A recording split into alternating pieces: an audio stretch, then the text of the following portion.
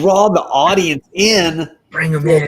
Sports movies, because this is the kind of the end of the run here, man. It kind of is. It's been a good haul. It's mind blowing that we've I feel like Frodo and we're ready to drop the ring into the mountain there, the fire. We've come to the end. This is Drinks and Movies Sports Edition Part 3, and I'm joined by Bearded Comic Bro. What is up? Man, not much. Just enjoying another good day. Getting to watch some movies and talk movies. Any day you get to talk about pop culture stuff is a good day, right? In my book, whether it's comics or movies, nerd out a little bit, right? So, if you guys missed the other 2 episodes, I highly recommend going back and checking them out. We've done 3 now, just breaking down sport by sport some of the movies that meant a lot to us that we were big fans of. Tried to cull the list down and sort of just highlight those movies that if you've never seen them, there's some great hockey movies out there. There's some great golf movies. And of course, we've done the big ones, the footballs, the baseballs, and let's see what else, the boxing. You were about to say soccer, and I was like, going to soccer, and then I was like, soccer's not a big one. If you've seen Bend It Like Beckham, you can just stop at that point. That's kind of what I feel like. So here's our epic banner describing what we're doing tonight. In caps, you see down there, we're doing basketball. And then I'll tell you what I've been most excited for this whole thing is to get to the second half of tonight's show. The Is It a Sport category. Yeah, because I feel like that category is, we've talked about it. It's going to be a hot topic. Oh, my God. It's such a broad category that there are so many movies that could easily be thrown into this discussion, and there are going to be people that are going to be offended that their movie is left out. And then I think that we're going to offend some people by going, "What do you mean? Is that a sport? Of course, that's a sport." I have a couple of movies that I legitimately feel like you could question that I know people are going to be like, "That's my favorite sport. Shut the heck up." Yeah. Oh yeah. Yep. So you also have a couple though that I feel like people are like. Is it a sport? I mean, it's wonderful discussion, and I think it'll all bubble up into some wonderful debate in our chat. So hopefully it'll be a lot of fun to hear. But let's start with what are we drinking tonight? What do you got there, man? So I went with Land Grant, which is a brewery here in a craft brewery place here in Columbus, Ohio, and it's almost September, so I am doing the Oktoberfest. Ooh, I love a good Oktoberfest beer. I love a good Oktoberfest or a good pumpkin beer. Heck yeah.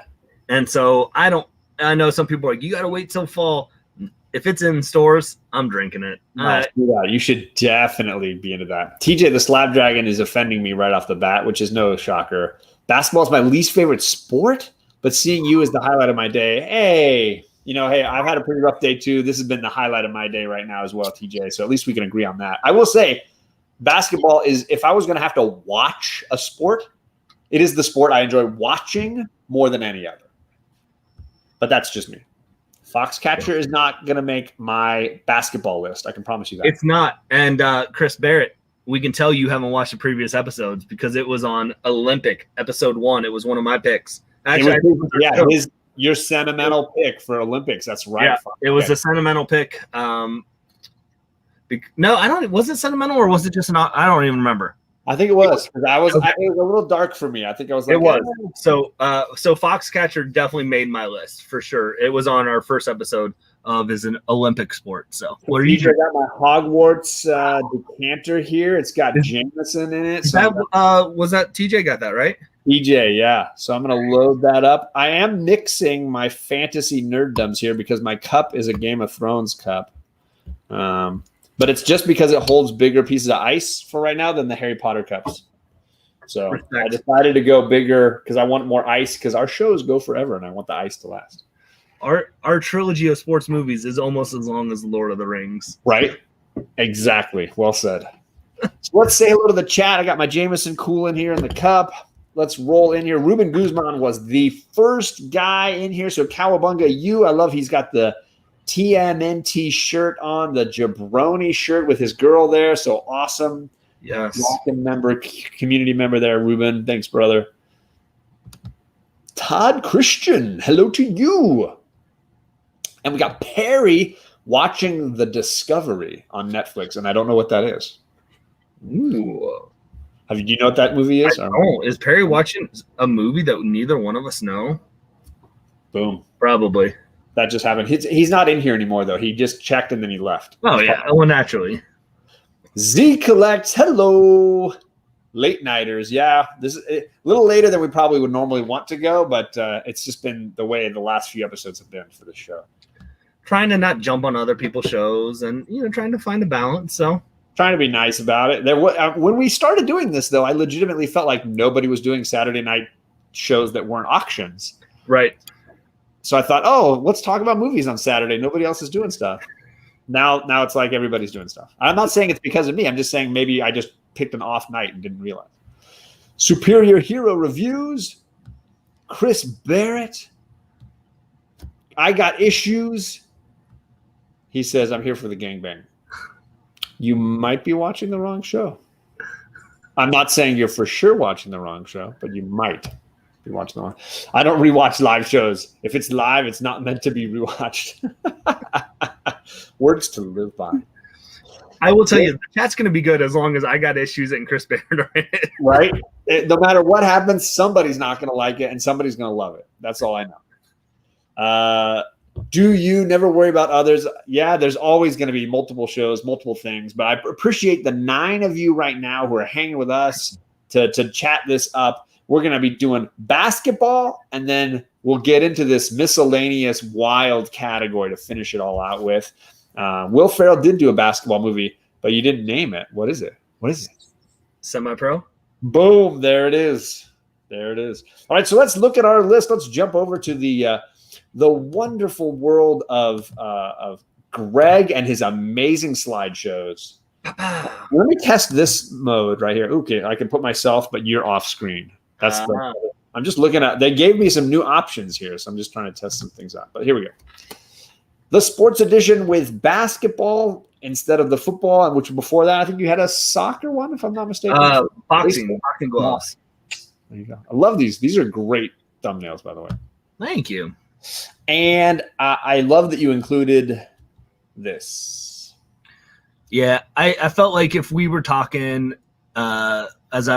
I did it all last night, and then as I was thinking today, I'm like, man, he's been in 2 really good sports movies that 42 didn't get mentioned. I don't think we talked about it obliquely, but it was not included. Right. Yeah. And then he also was in Draft Day, and that's what this is from, which I know was on one of yours that you really wanted on football, but then but he's in The Express too. Is he? Yeah, he's got a small part in The Express. Okay. Which we mentioned as a football film, but I've never seen it, so it's on my to-watch list. He's the 3rd lead or something on The Express.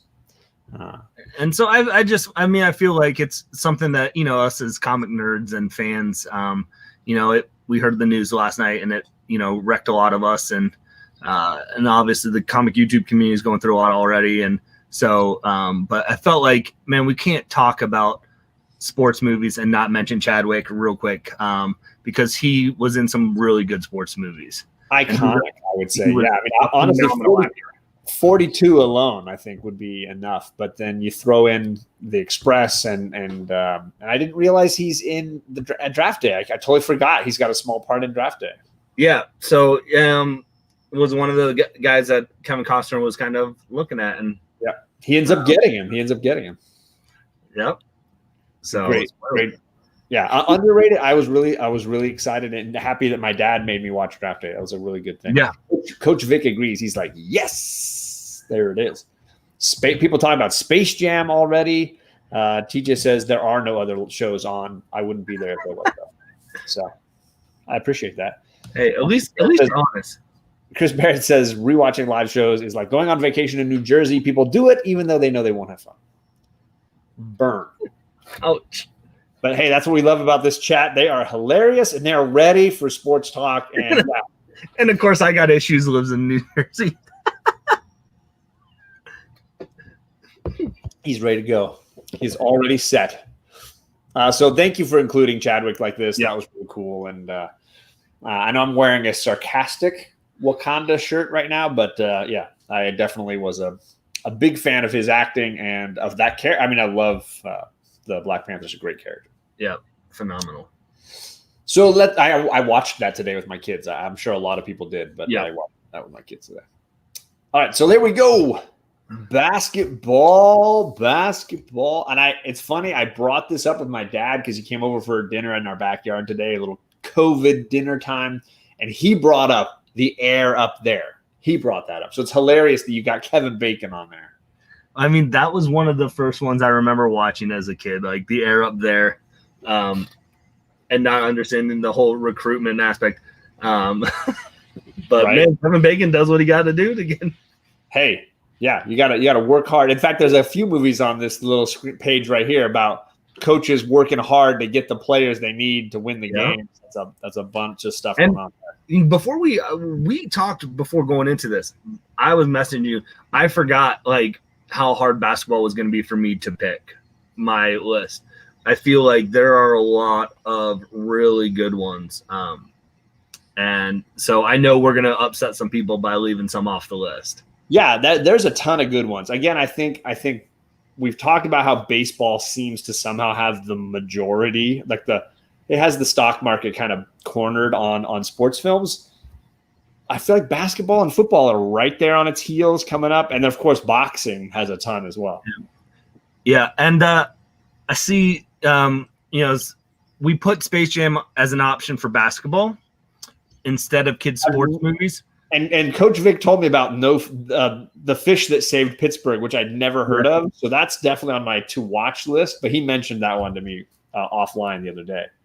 But when we did our kids movies, our kids sports movies, we were focusing on sports movies that involved the main focus were kids. Right. They were movies that were geared towards kids. Yeah. It was like The Rookie, which has a little bit of the kids at the beginning playing some sports, but the kids in the film are the main kids are the children of Jimmy, and his kids don't necessarily play the sports. Although I would say that those kids, the high schoolers play, so maybe that's what counts. Right. All right. So are we ready to dive into? I think we're ready to jump in. Let's do this. There's people are going here. It's already exciting. Let's see here. And thank you to I think it was Captain Comics already knew it. He knew it. Yeah. When you think of basketball sports movies, and if you're not thinking of this movie, I kind of would question your whole logic at that point.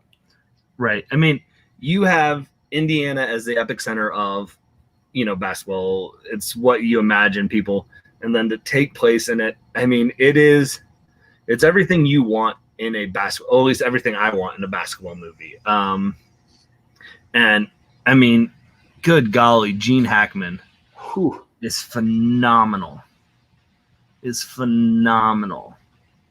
And I remember. I think this is like the second movie as a kid I ever saw with Gene Hackman, because it was Superman and it was like my Gene Hackman universe when I was a little kid. Right. And I got it. So for me, he was always either the bad guy or the hard coach, and it was perfect because I feel like that's his niche in a lot of ways. Anyways, it was later when I got to see the Royal Tenenbaums in the conversation that I got a bigger view. Yeah, and I think I mentioned it early on in the show, one of the first couple episodes, but where they shot Hoosiers is actually only like an hour and a half drive from my house, even though I'm in Ohio. Oh wow. And it is really cool to get to go, and it's run by basically the town. They all there's like 20 people who live in this town, all these houses around the gymnasium where Hoosiers was shot. Wow. And they all have a key. And so all you have to do is you call a number and it's like, hold on, Billy's available today. He'll give you guys a tour. And they open it up and let you go through everything. And they let you shoot basketball as much as you want. They'll take you down into the locker room. And it was just fantastic to be able to you talk about an iconic moment. I want to throw baseball with my dad on Field of Dreams, on that field at some point. But to be able to play horse with my dad in the gymnasium by ourselves, that's where cool. Hoosiers was shot. Did you do any granny shots like the little kid? I did not. Coach Vic just said he coached a game in that gym, which has to be a cool experience because it's such a small gym but it's so iconic, and it's so like Absolutely. you walk in there, you're transported to another time. Absolutely. Yeah. So, I mean, it's hard not to love the acting in this movie. Gene Hackman is phenomenal. I even love the like somewhat retro music, very subtle, simple kind of music, synthesizer-y. I think it's just beautifully done. And then the big orchestral stuff when they're on the court playing in the games. Barbara Hershey's amazing. She's got a great part. I think that this is just a real simple, pure sports film. Yep.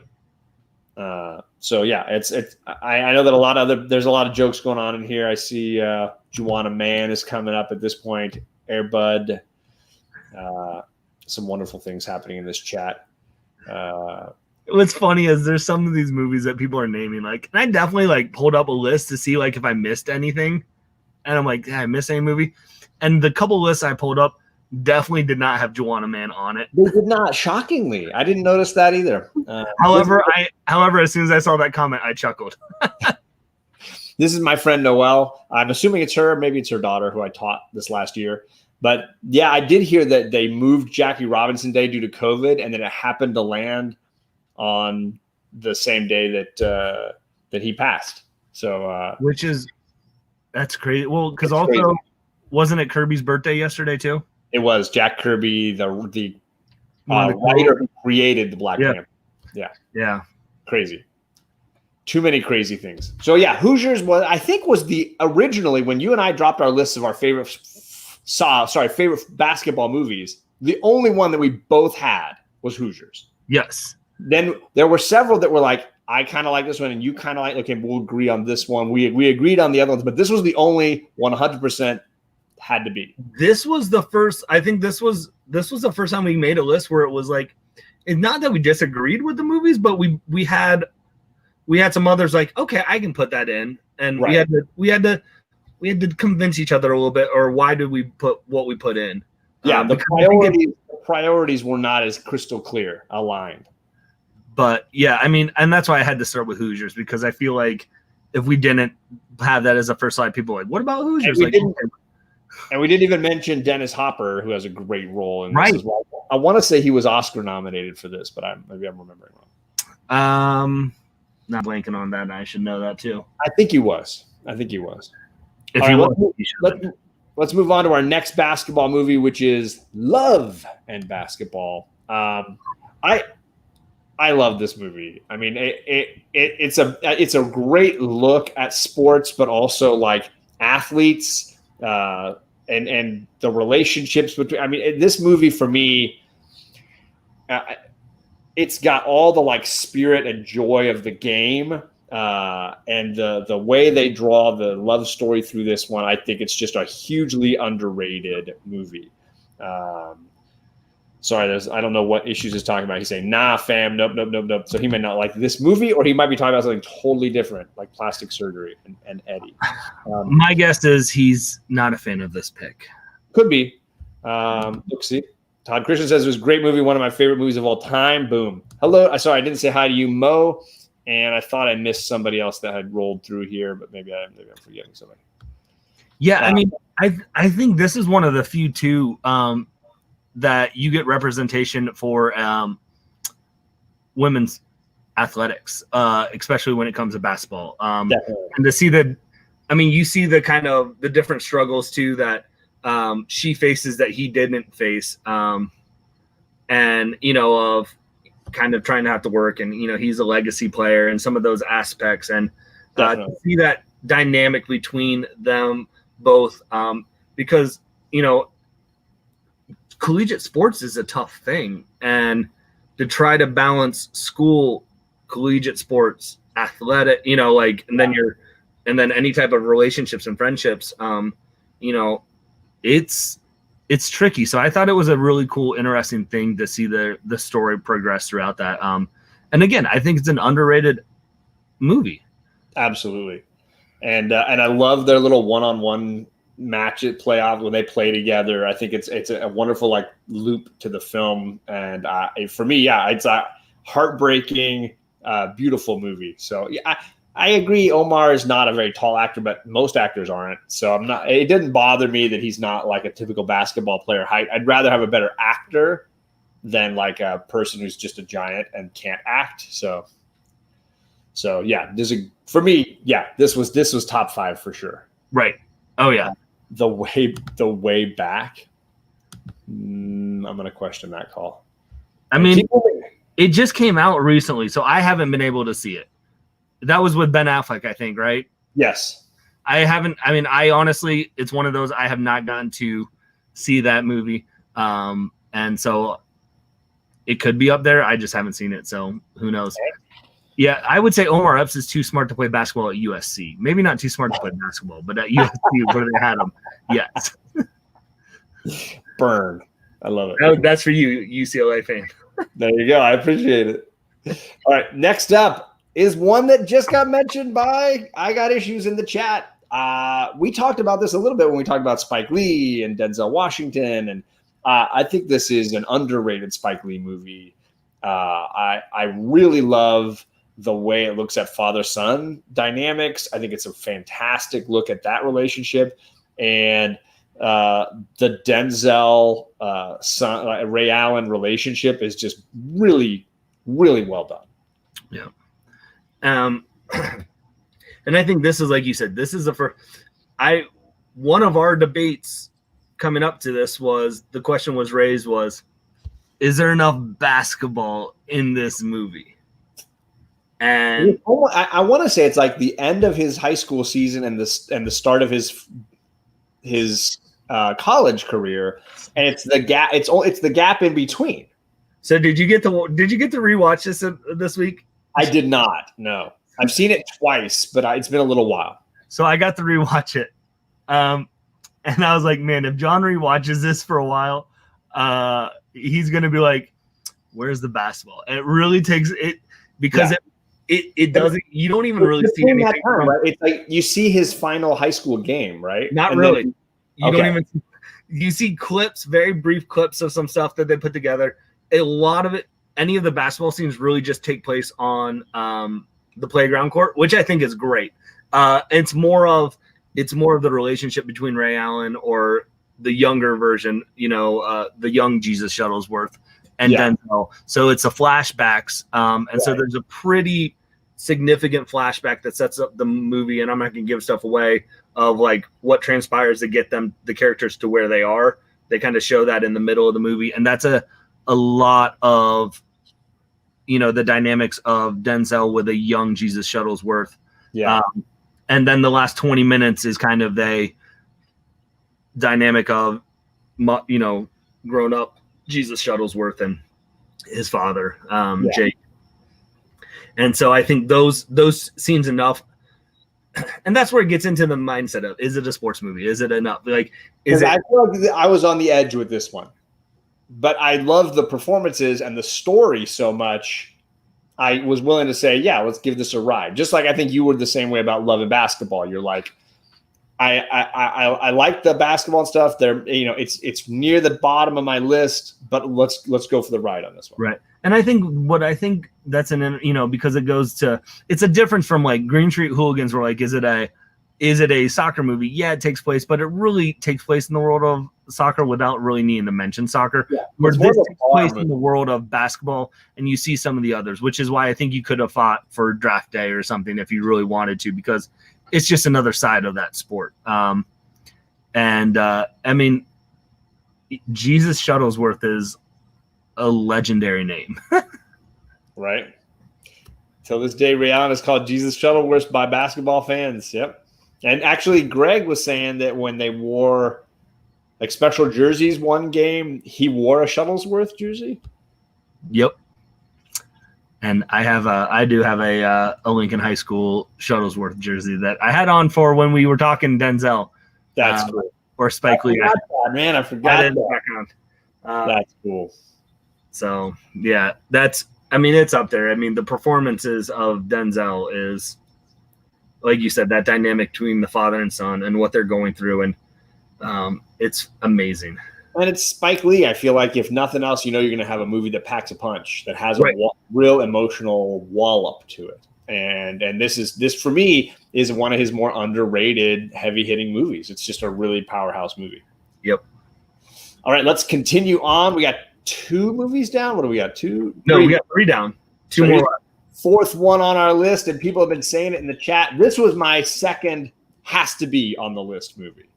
And I had to push a little bit on this one, but I rewatched it again. It had been maybe a year or 2 since I'd seen it. I understand that Wesley Snipes cannot play basketball very well. I understand that these actors aren't super tall. I really don't care. Like the dynamic of the trash talking, the play or get played stuff, the hustling for the money, the attitude, and then of course all the great little moves and pickup games and behind the back passes and stuff.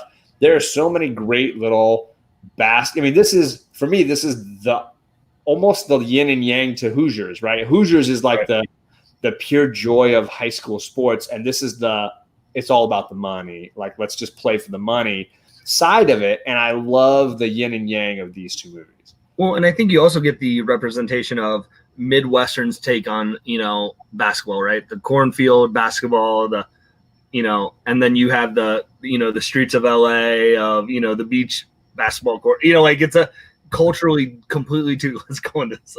I got to Sizzler. I can't have that. Yeah. And it's an enjoyable comment on parts of our nation and their attitudes at different eras, of course, but their attitudes towards the game. And I think it's I think it's a good representation too of what people like of, well, this is basketball to me, the Hoosier style of basketball. That's a true basketball movie to me, where I feel like some people will probably be like, this is, they're playing on a playground ball. Like, this isn't my basketball. So it's good to see the dynamics of it. Sure. And I think you get the difference.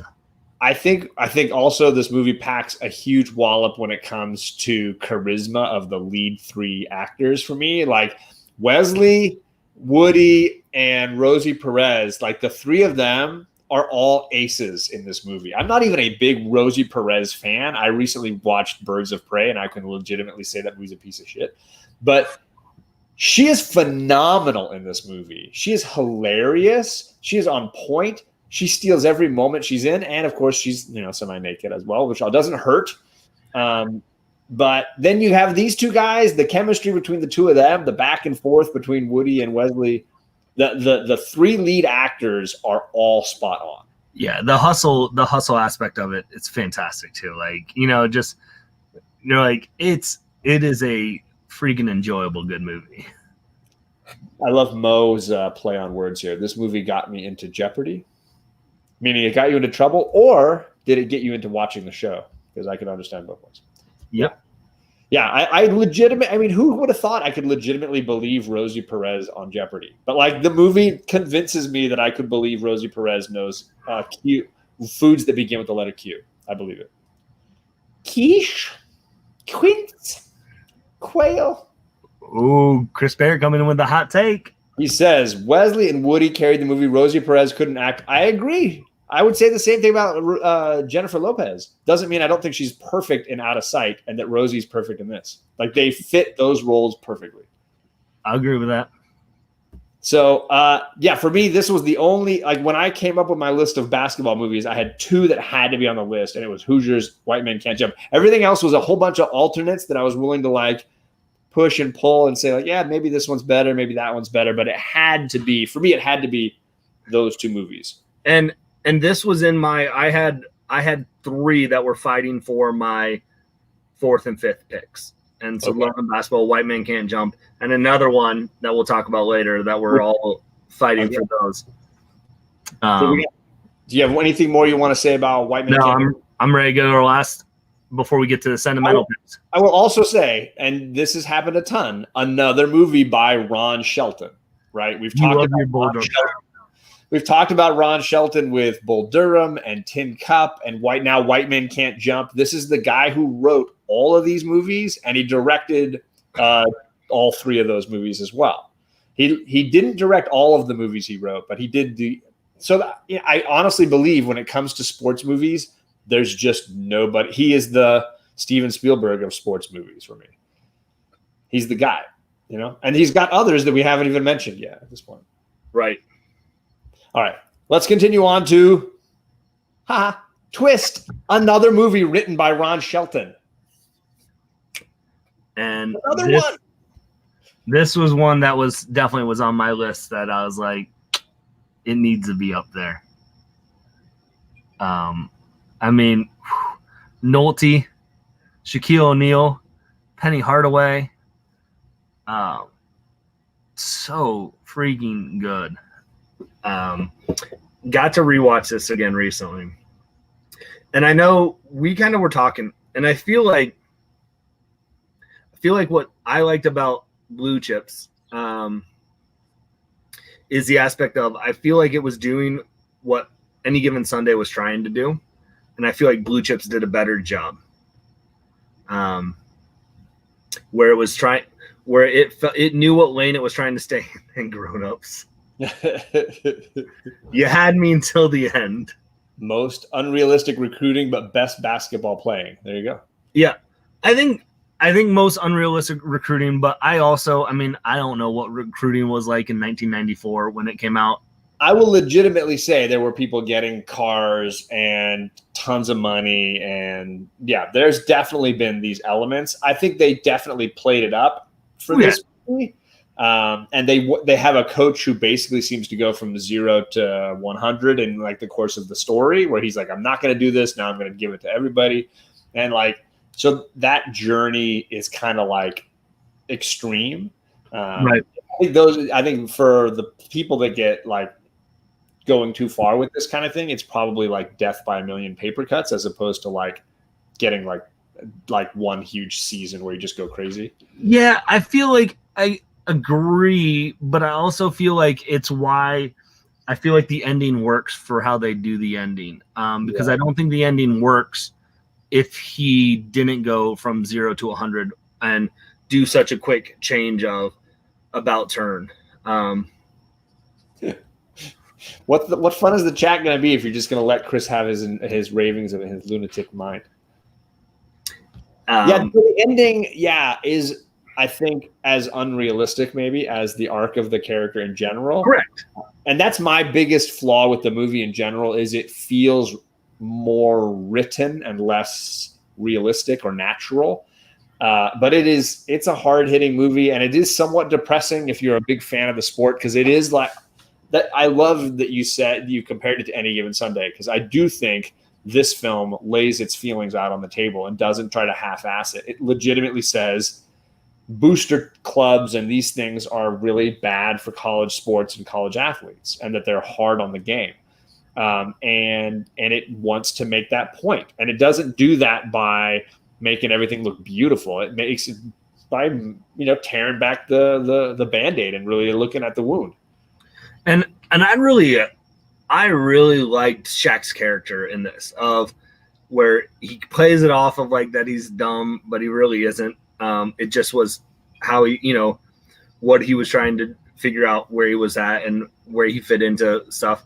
They even tried to give him a car, and he's like, I don't want that. Like, I didn't ask for this. This isn't like, so it was even showing like they fell so far down the rabbit hole that they're like, we're giving recruits stuff that they didn't even need or even ask us to.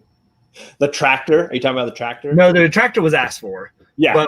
But because they had to get the tractor, they had to get for what is his name, Butch, the kid, Penny Hardaway's character from Chicago. Okay. They had to get his mom a job and a house and all of this.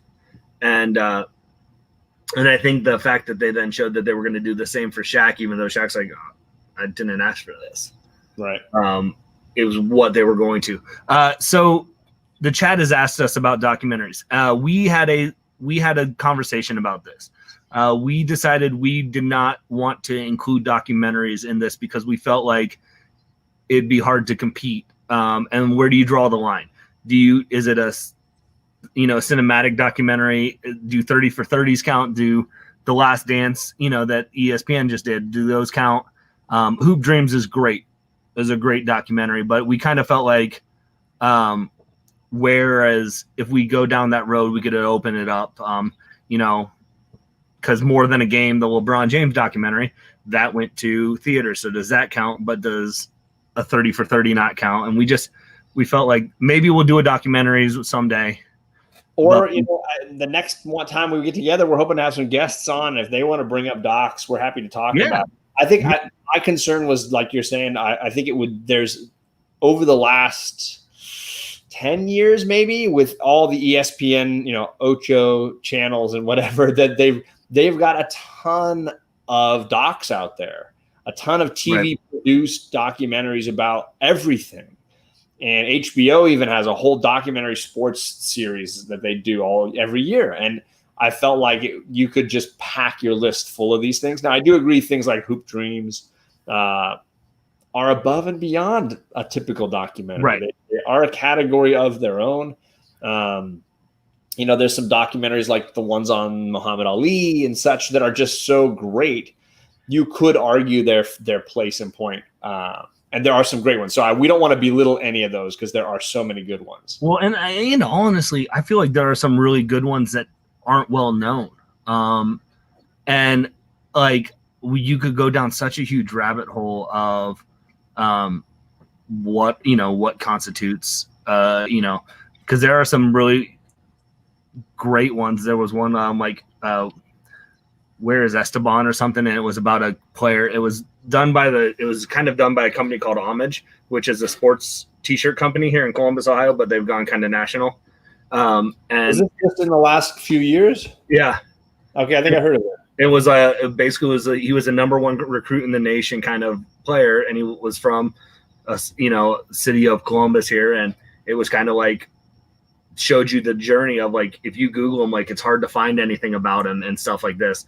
And it was like what happened to him because he was all over the national media and there's some stuff like that I think is like there's so many good documentaries out there. I don't think we could do it justice to it's hard. I mean, documentaries, and on top of which there's so little seen that I see people mentioning a bunch of docs, like Chris Barrett mentioned these docs. I don't know that I've seen any of these. Oh man, Dark Side of the Ring. It's where they look at the dark side of WWE wrestling. So you have the Chris Benoit story, which is a tragedy. No, I have. If it's about wrestling, I don't remember that at all. But I mean, Chris Benoit story. He was a really well-known WWE, committed suicide. Killed his wife and kid. Like that's are powerful documentaries, and or you have the the Owen Hart documentary, which is also in the dark side. Like, so there are some of these that I feel like there's just so many out there. It would have been, it's a whole other month-long category if we were going to do just sports documentaries, let alone documentaries. So these comments, Kazam is the best, change my mind. And then Collective says, watch Kazam. That'll change your mind. That cracks me up. So we do love the docs, and we would love to figure out a way to bring them into the conversation at some point, but it's not going to be tonight. But so we just gave you our top 5 basketball movies. Now we've got a couple of sentimental picks, and I think am I first or you first? I don't remember. I think it's you this time. I think. Nope. Sorry. There's our list. So these are our top 5 basketball films that we agreed upon. Blue Chips. I think we forgot the S there. Right? Isn't that Chips? White Man Can't Jump. He Got Game. Love the Basketball. And then Hoosiers. Yep. My sentimental pick has been talked about a ton in this chat. People have been going off on Coach Carter early on. I think they even went off on it when we talked Samuel L. Jackson as well. We talked about it. I talked about it a lot when we talked Samuel L. Jackson. So I feel like it was probably a surprise that it wasn't on my. I think it's, for me, it's like a modern Hoosiers in some ways. Like it's an updated version of Hoosiers for me, and a perfectly cast Samuel L. Jackson carrying this movie the way Gene did in Hoosiers. Yeah, and again, it's tough because what movie am I going to replace? For me, it'd be tough to. when it comes down to this, and that's where it's, I think it's great, but it also, I've done a lot in the past month of watching these sentimental like sports movies, and so it's tougher. It's tougher than I would have thought, because I think if you would have asked me originally, it would have been up there. But it didn't make the cut. I mean, when it didn't make the cut, it would have been 6. Like there was the third one in my. Yeah, it's not like it's 3. It's not like it's top 20 now or something. Right. Several people are mentioning the fish that saved Pittsburgh. I think Coach Vic and Dave Enrique mentioned it. So this has got to go on my list, because I know I'm putting it on my list now too. Never seen it. And we talk about, that's one of the things we love is doing this show, is people telling us suggestions of, because we're definitely not going to see every movie. That's a great. Oh, Simon with the Does Basketball Diaries count? Leonardo DiCaprio. Is Wahlberg in that one too? I can't remember. And it's been a while. Simon brought it up. He'll have to let us know. Wahlberg in that one. Even if it did count, it's not going to crack my top 6. So don't know that it matters either way. So yeah, Coach Carter, absolutely great movie. If you've never seen it, is there anything you wanted to say about Coach Carter? I feel like we kind of rushed over your portion to talk about it there. No, I think it was very well done. I like your interpretation of it's more of a modern day, a retelling of a Hoosier story kind of. And I think it's Samuel L. Jackson is a perfect fit for it, right? Like locking the team out, showing the importance of, hey, you're a student first before athlete. And I think those are powerful examples, because I think he's understanding of a lot of high school basketball players, you're not going to, or even college, you're not going to be in the NBA. So you have to have that student part first.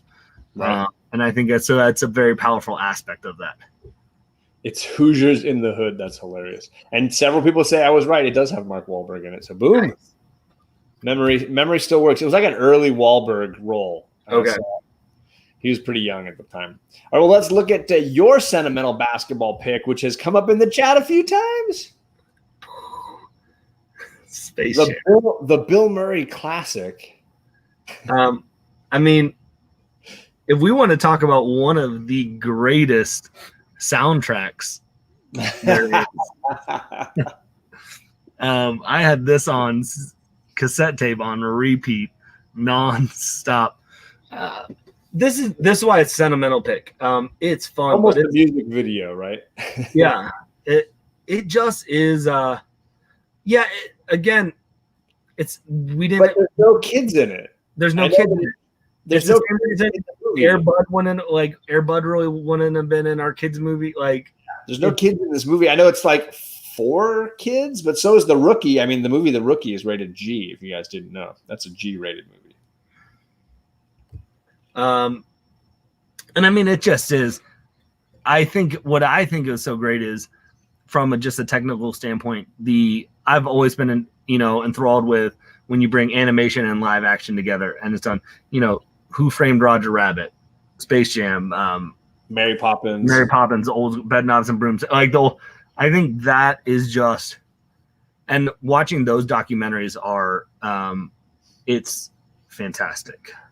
To see the behind the scenes. So yeah, it's definitely one of those movies where you're looking at, it's enjoyable. I mean, if you pop it on, I'll sit down and watch it all the way through.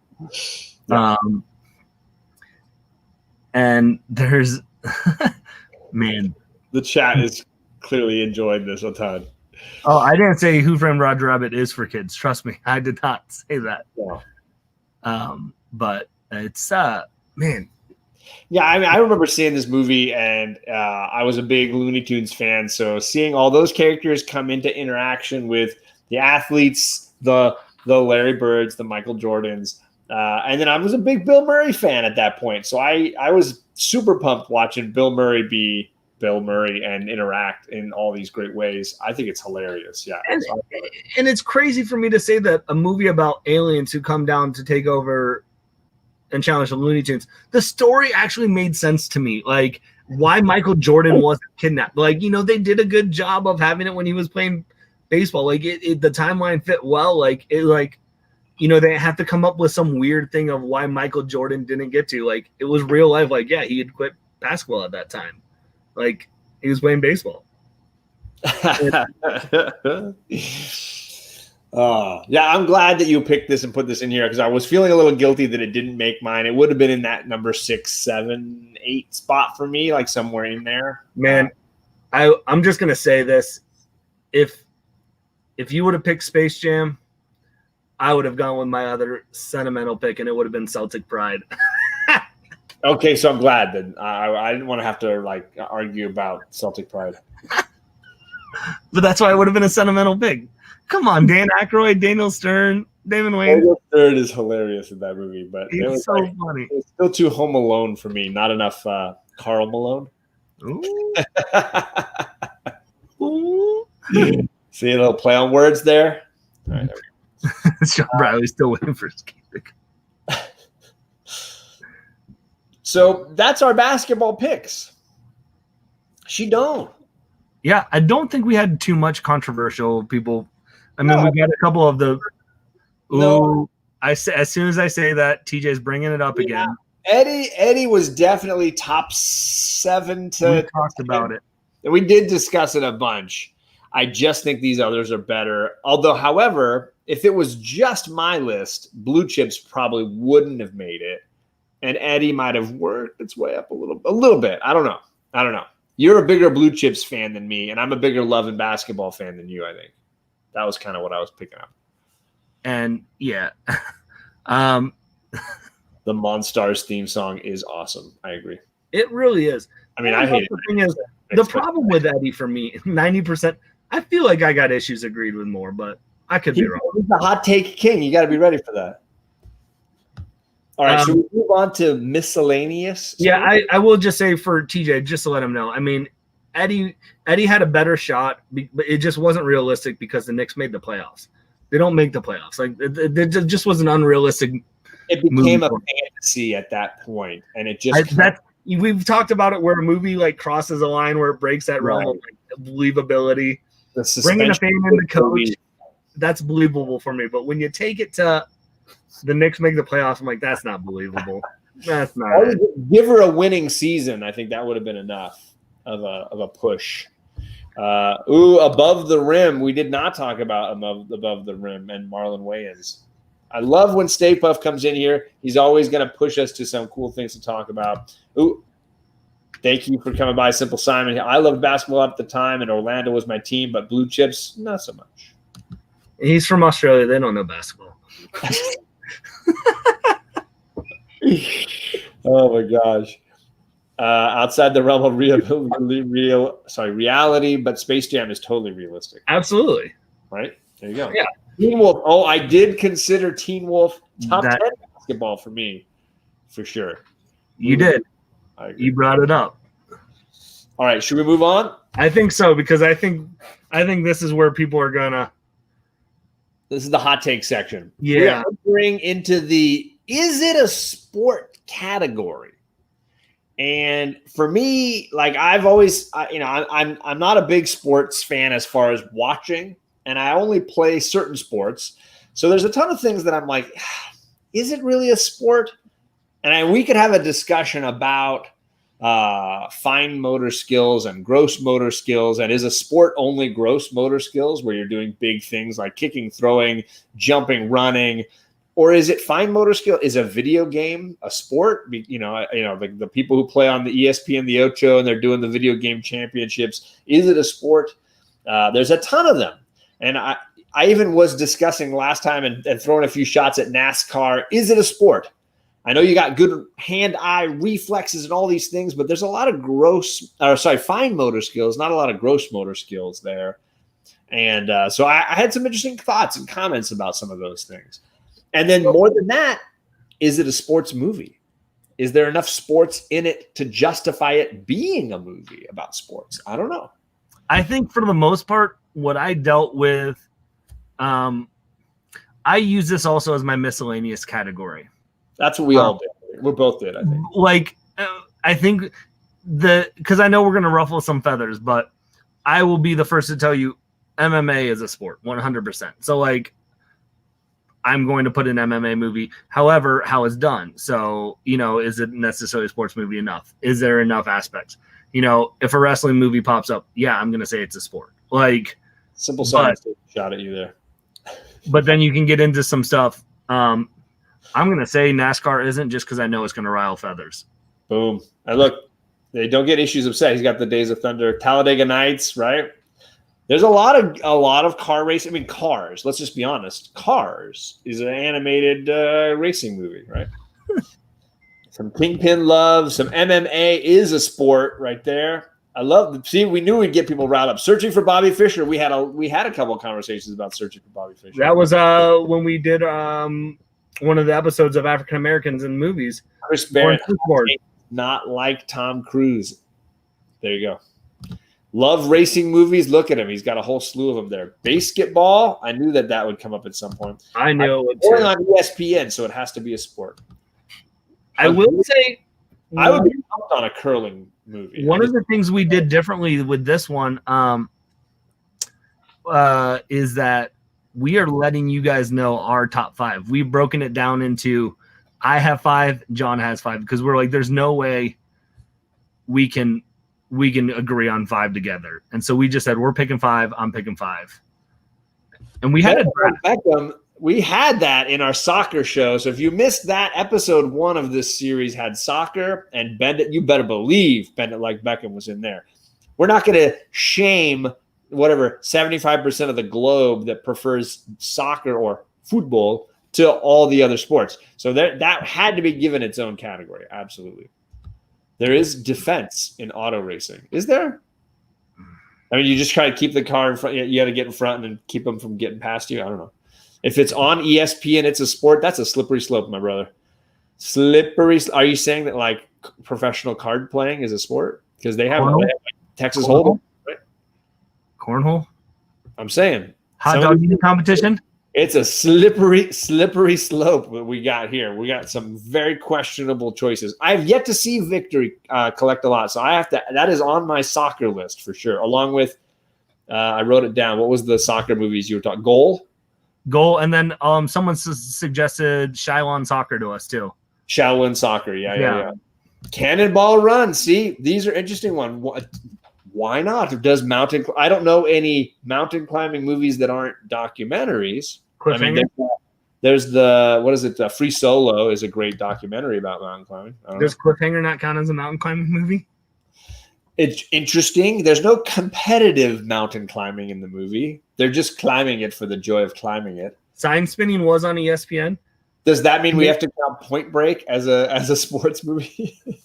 They throw a little football at the beach. There are also mascot national championships that are on ESPN. They get aired at like 2 a.m., but it gets aired the mascot national championships along with cheerleading. So it's a slippery slope to just say if it's on ESPN. I'm just saying. I know, right? So we are entering into the world of the shocking and obscure, and a lot of movies that I really love that are like on the fringes. This was a chance for me to highlight some of them for me. And I think that's kind of what you were doing with your list as well, right? Yep. All right, well, let's get into it. We've teased this enough. You're up first, and boom, dropping a hammer on wrestling. So professional wrestling, I know people would love the debate, is this a sport or not? This is one of those that I was going to fit it into a category no matter what when we're talking sports movies. Whether it was wrestling, collegiate wrestling, whether it was fighting category, I didn't care. I was getting this movie because Mickey Rourke's performance in this is amazing. And I think, we talked about the Dark Side of the Ring documentary, and to see like the treatment that a lot of professional wrestlers that like they're not living great lives. And if you've seen the documentary on Netflix, there's the Jake the Snake one.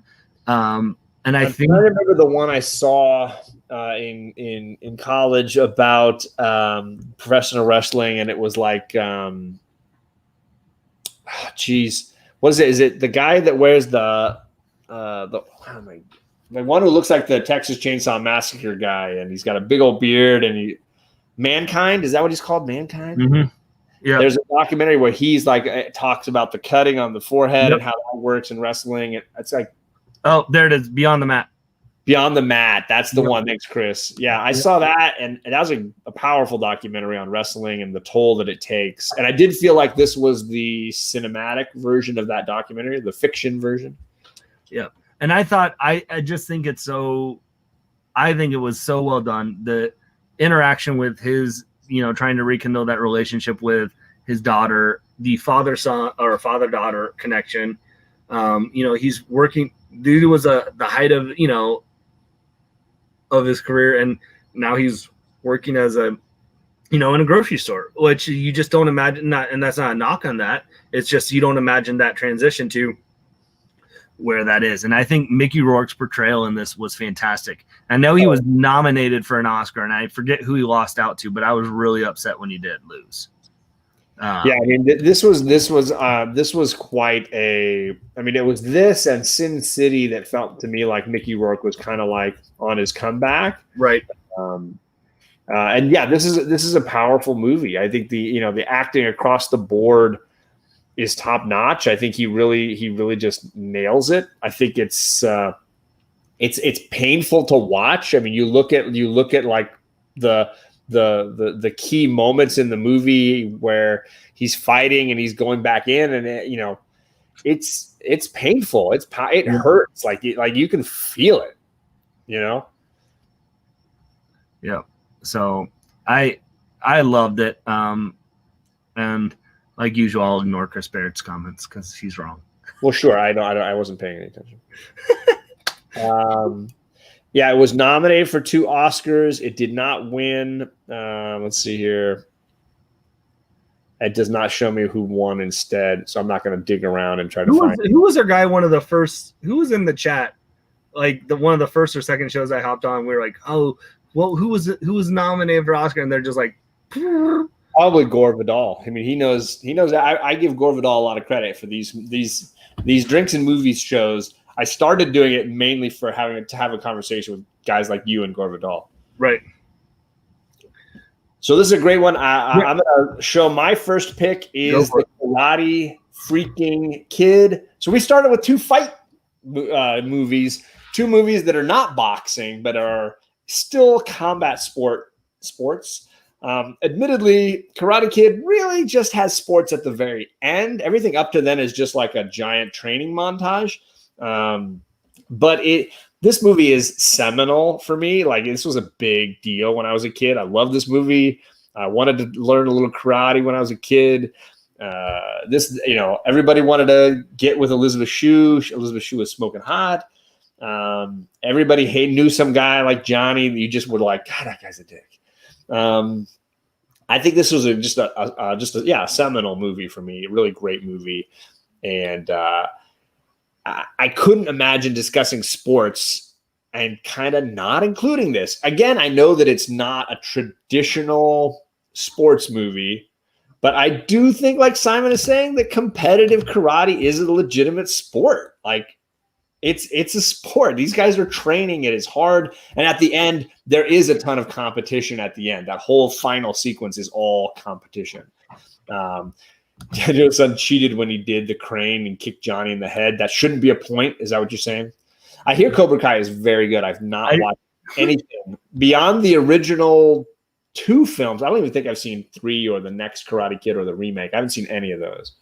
But I've seen the first 2 films. Yeah, I surprisingly did not hate the remake like I thought I would. But the Jackie Chan, with Jaden Smith in it. Man, with the karate, he cheated. Man, that storyline is still one of my favorite story threads through How I Met Your Mother. That Johnny's the hero, and it's all about him losing to a cheater and a bully kid. Daniel's a bully. Yeah, it's so good.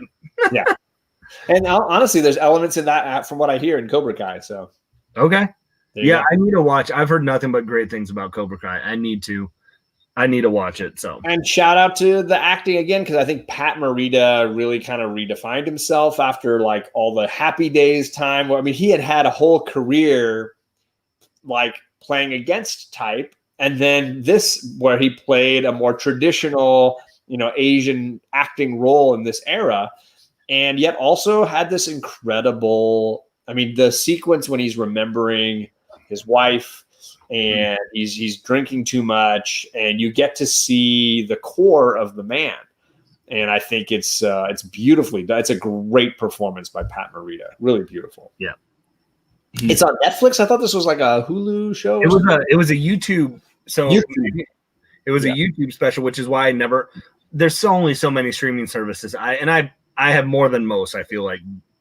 But man, if it's on Netflix, I will hop into that this week probably. Sure. My wife and I are going to add that to our list for sure. So let's move on. We did 2 sports, fight movie. Let's see what you got here next.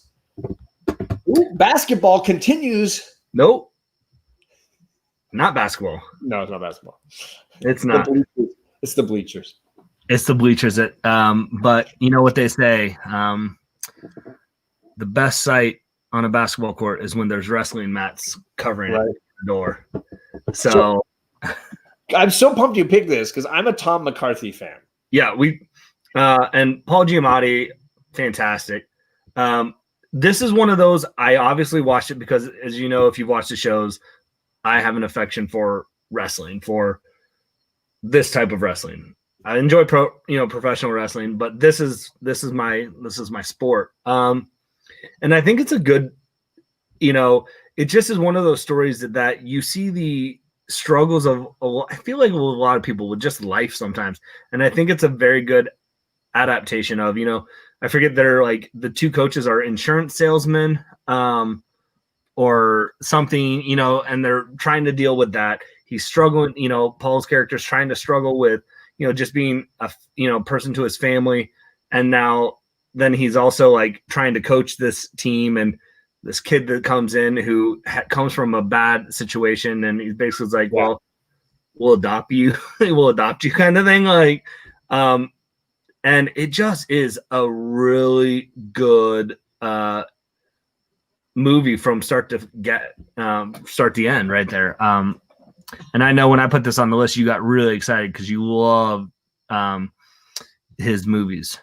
Yeah, so if you guys don't know Tom McCarthy, he's a director, he's an actor. You might have seen him in movies like Meet the Parents or Good Night and Good Luck, but he recently won some Oscars for Spotlight. He directed Spotlight. You might have seen him on The Wire. If Stay Puff is in the chat, he is on the final season of The Wire. He's the crooked journalist who makes up stories that are being published. He doesn't really check his facts. He's playing it fast and loose on the newspaper side. And for some people who are more like Chris Barrett and them who like Kazam, he's also in Meet the Parents. Yeah, that's what I said at the beginning. Did I blur out? I missed it then. Okay. And then he started going into these really great small dramas.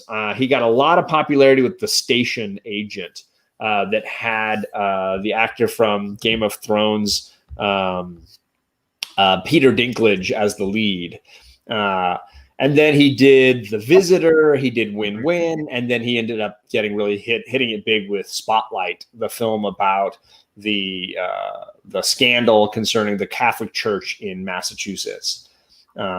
Just a really, I love this. What I love about his filmmaking is that it's all about like small personal moments. It's not these like big, you don't get the Hoosiers or the Rudy moments where the music swells and everybody's putting their jerseys down. You don't get those moments. You get these truer, more pure, like friendship moments. And I think his movies make bigger impact because they have that layer of authenticity, I think. Yeah.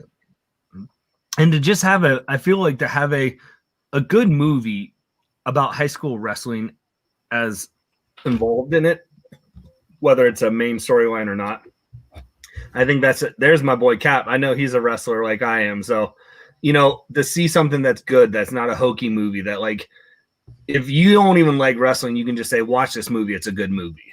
Right. Which is fantastic. But yeah, I mean, anything about high school wrestling, that's like, come on. Well, and his movies always have great performances as well. And, right. and you got an actor of the quality of Paul Giamatti in a Tom McCarthy movie. I think you're going to get something great out of it. I've never heard of Jarts, a lawn darts movie That's a horror movie, kind of like Jaws. I'm picturing like Jaws, but with lawn darts. Ooh. But it I does like sound like somebody who did an accident in their jeans. I don't know. It's just I don't know that. John Jarded. I jarded, yeah. Let's continue along. Is it a sport movie? Jerry Maguire. And this is where Chris Barrett is gonna crap a brick, and I'm gonna let him. But I know that I got issues mentioned this as a favorite football movie when we were talking football last time. So this will be, at least I got somebody on my turn. This feels like a sports movie to me because it is literally all about what makes sports happen. I feel like this is the behind the scenes stuff. You do get a few games, of course, the pivotal game when Rob Tidwell gets almost crucially injured, but instead makes the big catch and seals his career. But it's definitely more of the behind the scenes hustle. And this movie meant a ton to me when I saw it as a younger person. And I feel like it just had an impact beyond the game about life choices. And that's what I liked about it. I'm a big Cameron Crowe fan. Say Anything, Almost Famous. The guy just writes, at least used to, write really great movies. And this is one of my all-time favorites. Coach Vic, I had draft day. So draft. I got you covered on both sides, my man. I'm good with that one. I think the movie holds up. I think it's very funny. I think Cuba Gooding Jr.'s performance is great, but I think Jerry's great. I think Renee Zellweger is great. She's really underrated, underappreciated in this. There's a lot of really good acting happening here, and it's got a great soundtrack. It's very funny, and very different kind of sports movie. But for me, it qualifies. Yeah, I enjoy this movie. This would be one that this is why we have this category for me. Like, would I ever put it in my sports movies category? No. But would I put it as it's a very enjoyable, good movie? Yes. I really enjoyed that opening scene where he thinks like everyone's gonna walk out with him, and like no one does. Yeah, exactly. Who's coming with me? And like, come on, like. I remember that it was such a pivotal scene that later in Half Baked they reenacted it. He's like, "Who's coming with me, man?" It's so good. And yeah, Regina King, another great performance from Regina King, who is an absolute boss. We all know that. So for me, like, this is one of my all-time favorite movies, period. Like, this is probably top 20 John favorite movie. So yeah, I'm a big Cameron Crowe fan. It's Almost Famous is top 5 or 6, maybe okay. Top 5, Almost Famous. So Jerry Maguire, not far behind. Big fan. We did golf last time. I collect a lot, so definitely go back and watch episode 2. We did football, hockey, and golf in the last episode. It came up a bunch. Gore Vidal says Jerry Maguire was a huge hit. Yes, I do agree. It was a monster hit. And I think it helped Cameron Crowe later get his Oscar for writing, because he won the Oscar for Almost Famous. Really, really deserved it. And Gore, you had something great earlier that I didn't get to. He said The Wrestler is a very good movie. Mickey Rourke starts out strong with Diner, 9.5 Weeks, Angel Heart, Barfly. I think it was his last good film until Sin City. Yeah, he had a big gap. Yep. Started off strong, then a big gap. Let's see here. Let's move on to your next pick, which was Ricky Bobby. Oh, man. I put this on as a sports movie because, again, it was one I'm fine with calling NASCAR a sport. However, I just wanted it on because it is one of those movies that I can watch. And that's why Semi-Pro, I know some people said, oh, Will Ferrell's basketball movie.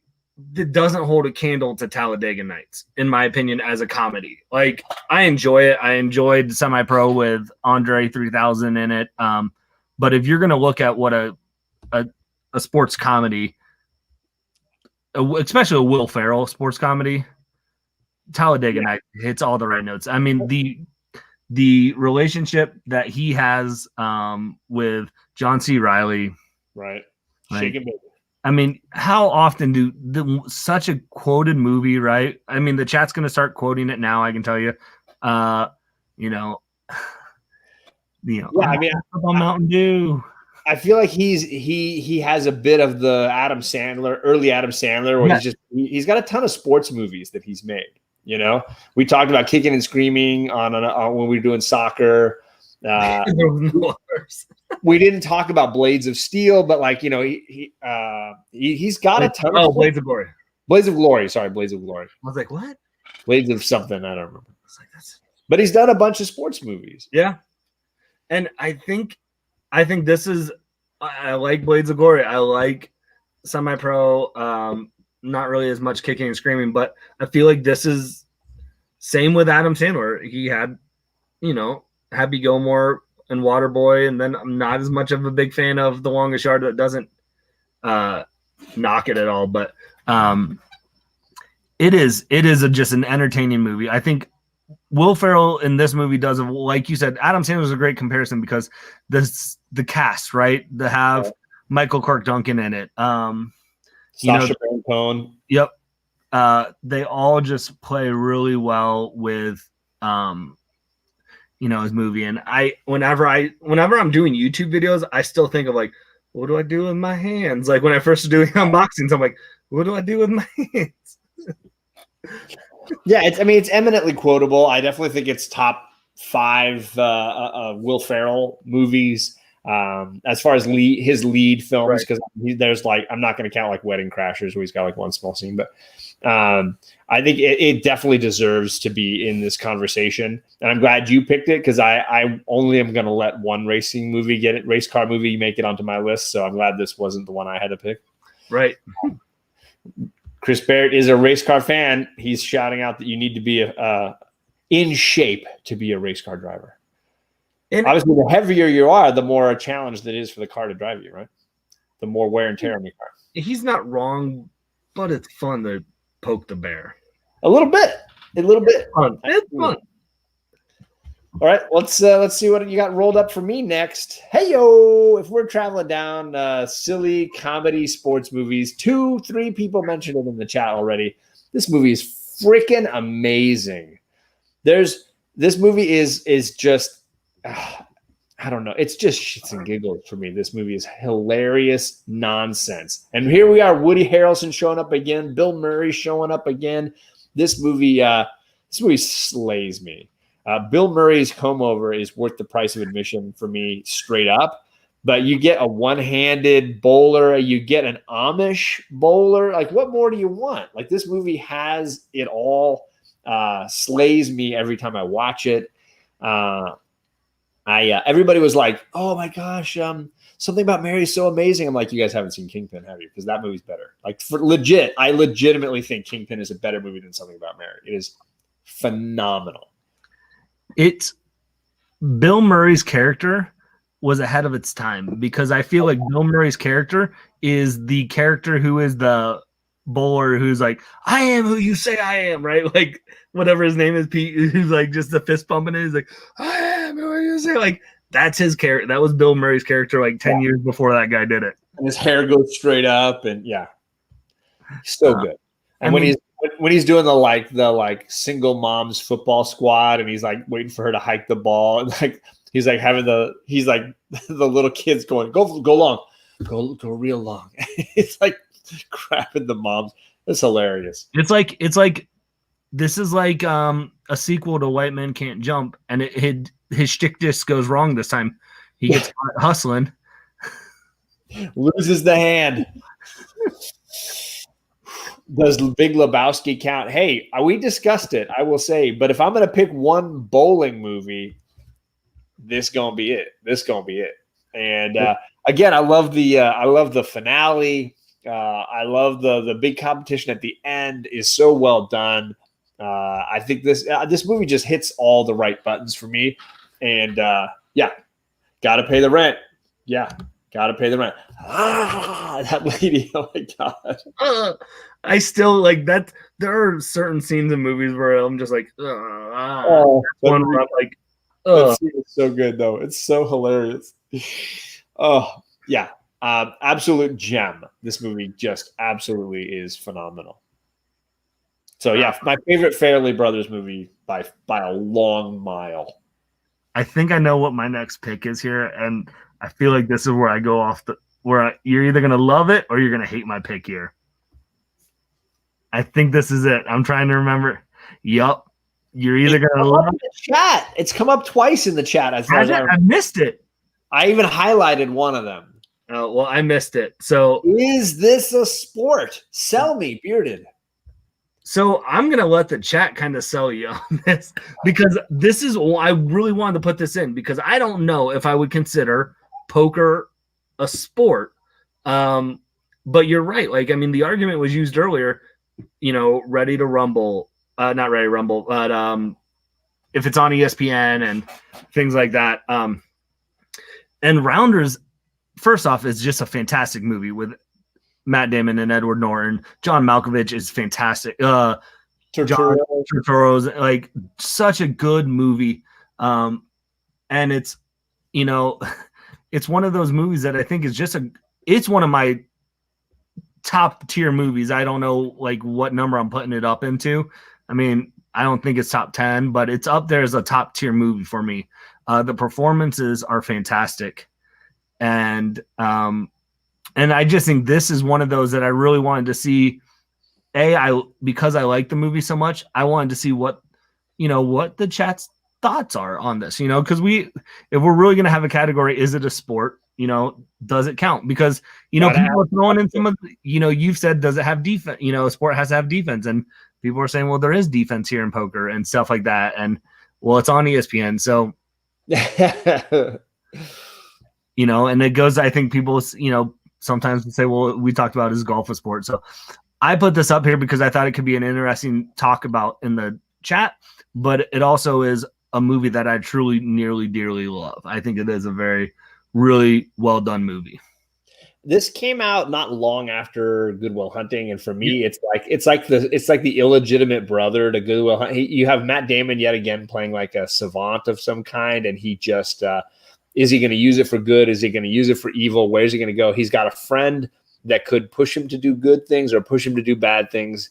And I think there's a lot of similarities between the two films. This is clearly the darker brother to the happy-go-luckier version of Good Will Hunting, although I do have a hard time calling Good Will Hunting happy because it is pretty heavy, pretty dark. But Rounders definitely goes deeper and darker, and but also is like a who's who of great character actors from that time, like from the mid-90s.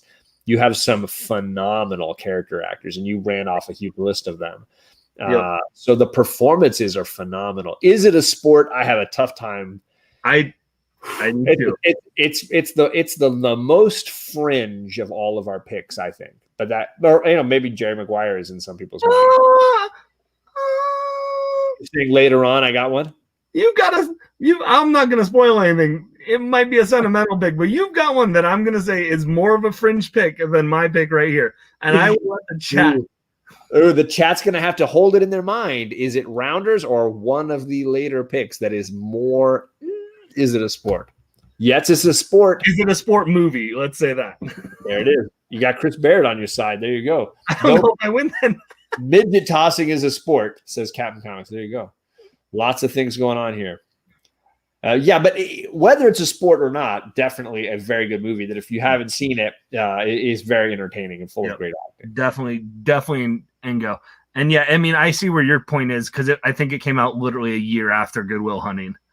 And so, I mean, it's kind of like me watching Remember the Titans and then trying to watch Glory Road and be like, it's not as good, Right.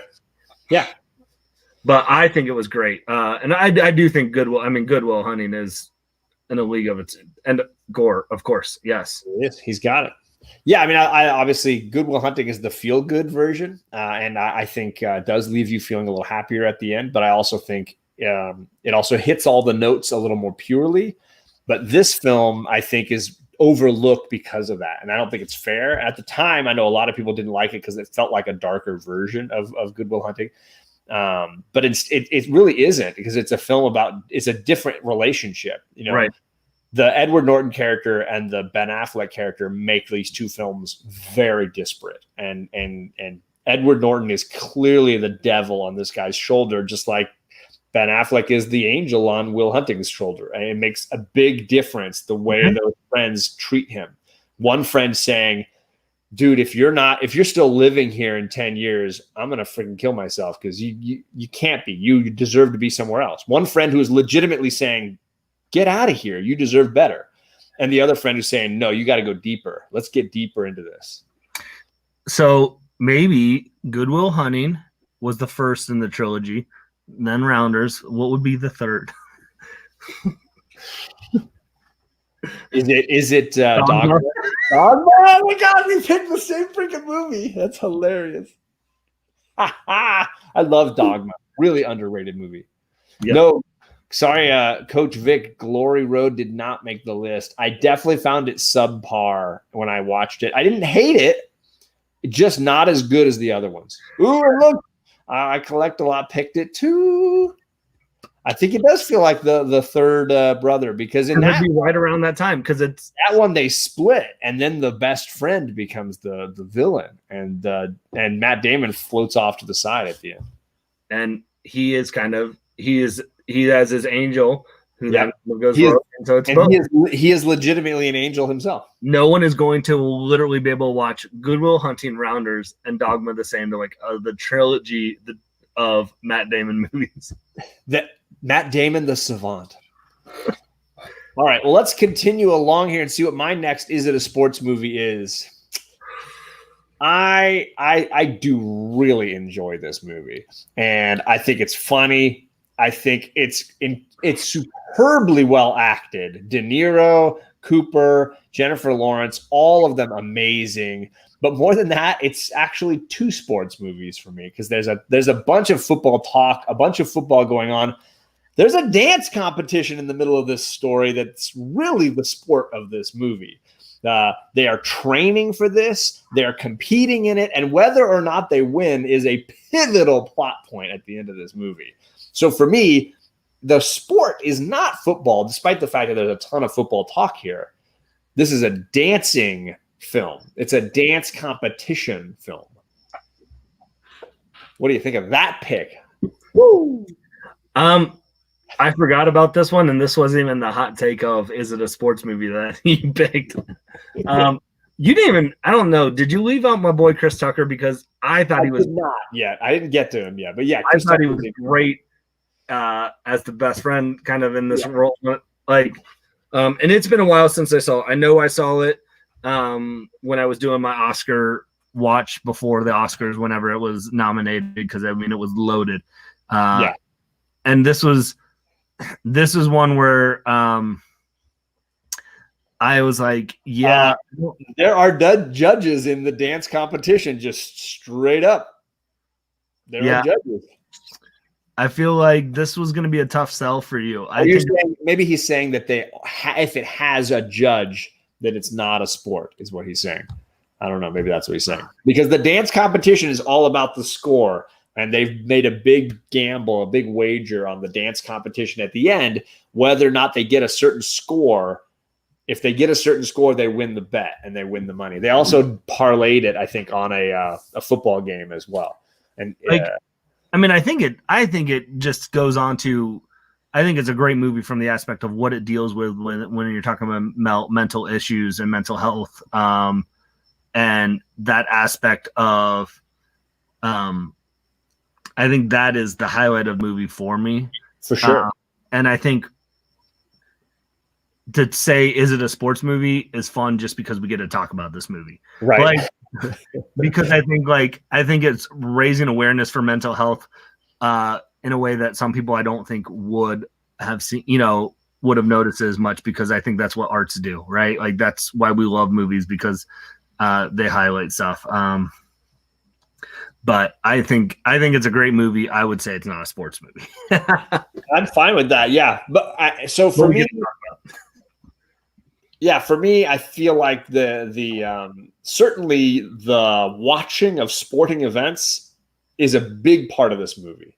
The discussions between De Niro and his son of the good luck charms. You got to sit here. No, you got to sit there. You got to hold this in your left hand. You got to hold this in the right hand. They go to the game. They get in fights in the parking lot. Like the sporting events, it's very Green Street Hooligans. There's a ton of things around the periphery of sport before we even get to the dancing competition, which I think is very interesting in how it brings two people who are suffering from a lot of mental challenges, depression or bipolar challenges. It gives them an outlet both physically and emotionally for those things. And I think it becomes this amazing tool for fixing what's feeling broken inside of them. And I think this is an amazing movie, besides being a decent sports movie. But for me, like even the poster with all the like plays, it looks like the whiteboard of a football team where they're breaking down a play. Feels to me like a sports movie top to bottom. But I get it. John, I feel like you are a lot of wives to sports fans right now, where they're like, "Hey, honey, come see this movie. It's about sports. There's football in it. Come watch it. You'll like it." And then the guy's going like, "This isn't a sports movie." It's like the same guys that get hooked into going to see Hugh Jackman sing on Broadway because like it's got Wolverine in it. It's got Wolverine. So here's the hot take of the night about me, and I know that I talk cool comic books and we're talking sports movies. My favorite genre of film is also the one that I feel like is ruined most often, but my favorite genre of film is probably the romantic comedy. I love a good romantic comedy. The problem is there are almost none of them. They are often horrible and they're usually awful and painful to watch, versus action movies that even when they're bad, they're like pizza. At least you'll see something freaking blow up and you can enjoy it. Good romantic comedies are really hard to find, and it becomes my favorite genre because I like to see a movie that balances drama and comedy really well and does something great. So a movie like Say Anything, a movie like High Fidelity, a movie like About a Boy, these are really rare things to find, a really truly amazing romantic comedy. So when one of them is done right, Jerry Maguire, Silver Linings Playbook, they become something special for me. So that's the hot take for me. I love a good romantic comedy. Well, I don't think it's a hot take because I think one of the shows we were on, I knew you were getting. Forget like Paris. He's an NBA ref, right? So he is. I think we were on it was one of our. Simon, you and I just bonded, brother. High Fidelity is easily top 5 John movies of all time. Great movie. We were talking about romantic comedies and people were dropping them in the chat here. So I don't remember what spawned. Oh. I want to say, you know what? I think it was baseball. I think we were talking baseball movies or something. There was some type of romance and that got brought up. So I mean, more of a romance. I understand it, and that's what I love about it. I think it's a really well executed romantic comedy. So that might make the list sometime because we have it on our list. So boom, there you go. All right, so let's move on from my hot take to your hot take. Not so much. It's a definite sports movie, right? It's definitely a sports movie. Again, this was just me trying to get in it, and this is my second Nick Nolte movie of the night.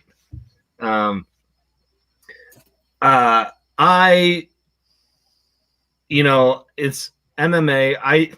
I feel like MMA movies, there aren't really. If we tried to do an MMA category, you got what? Boom. Would Bloodsport count? Yeah, I guess Bloodsport would count. You have that Kevin James one, Boom something, which I'm never gonna put it in a category.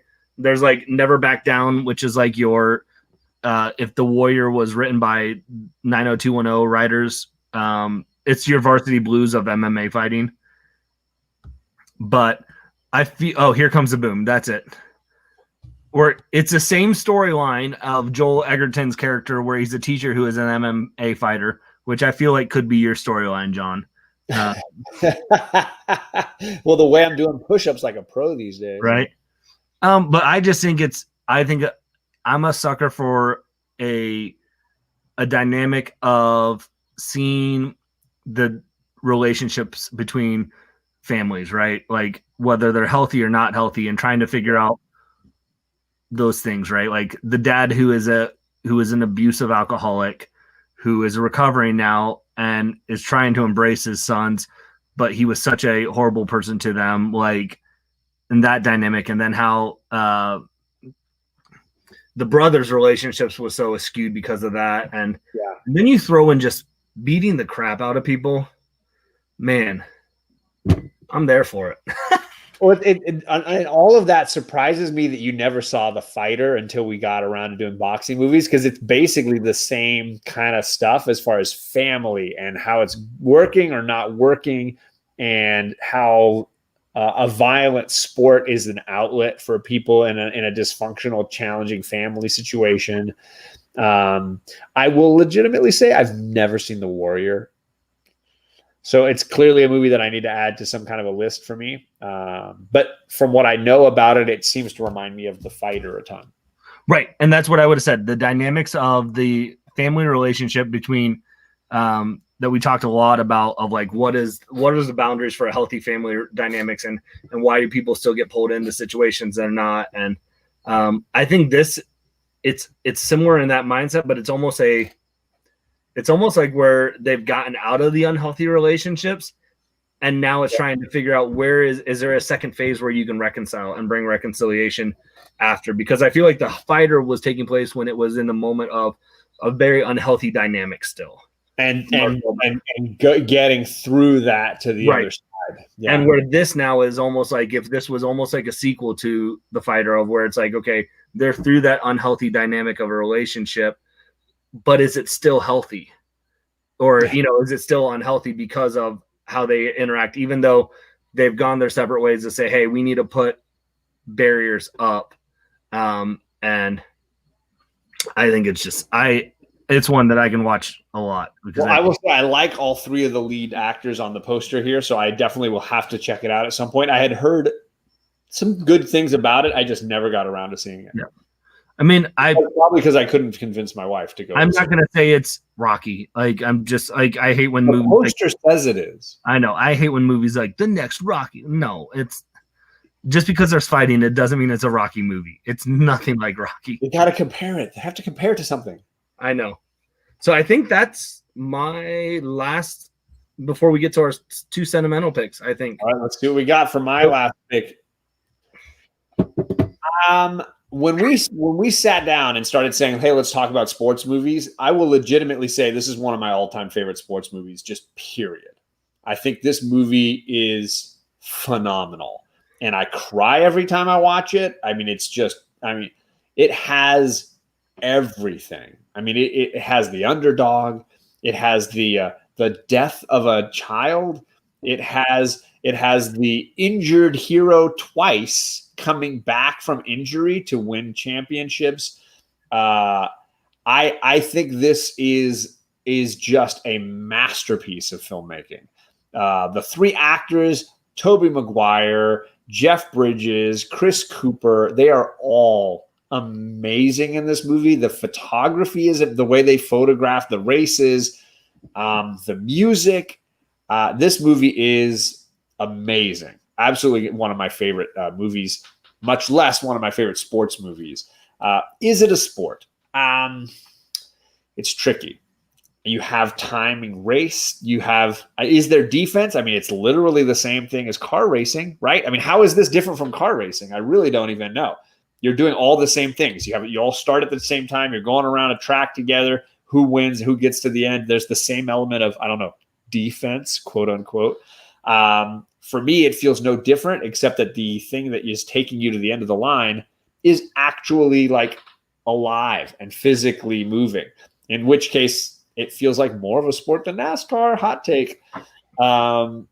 So for me, like the history level of this story is phenomenal. Who plays Seabiscuit? Your mom. Sorry, Coach Vic, I had to make that joke. I just think it's a beautiful movie. I think it's beautifully shot. And again, I think I cry like 4 or 5 times every time I watch it. Absolutely amazing. So the problem for me is Spider-Man and Norman Osborn in this movie. So you made a hot take of you had not seen Warrior. I have actually not gotten to see Seabiscuit yet. Oh, I will tell you have something huge in store for you. Yeah. So I have not seen it. So Yeah, it's on my list. It never happened. I'm glad you could laugh, Coach Vic. I think we have the same sense of humor. So it's a true story. The way they even have a narrator who's one of those guys that does PBS documentaries doing the narrating. So it feels in some ways like a Dust Bowl history PBS show, but like he only pops in at like 3 or 4 times in the movie. The rest of it is just this beautiful look at a time in history. Jeff Bridges plays this guy who was he fixed the spokes in a bicycle shop. Okay.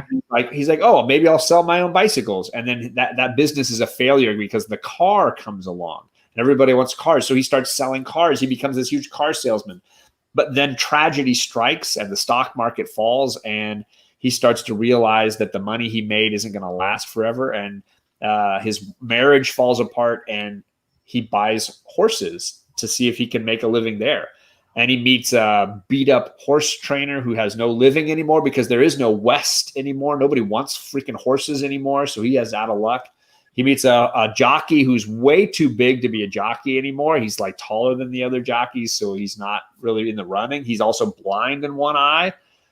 And somehow these guys are all at the end of their rope, right? I mean, it's the Great Depression. You have these guys who none of them are the champion. None of them are like the purebred, the thoroughbred.